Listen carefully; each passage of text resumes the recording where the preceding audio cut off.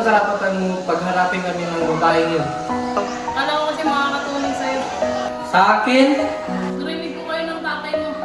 cargo pamilya ko. Mia, labas ka na doon. Isip ko, it would help you but Move on forward! that keeping you proudly on. Bakit? Ano ba alam mo? Alam mo ba yung mga pinagdaanan ko?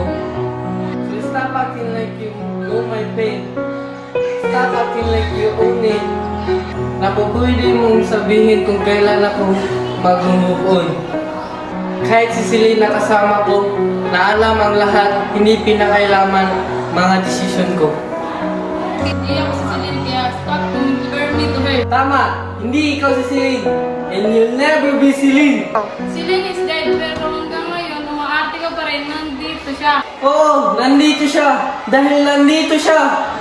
Kung nandyan siya, nasan ako? Anong lugar naming nagmamahal sa'yo? When I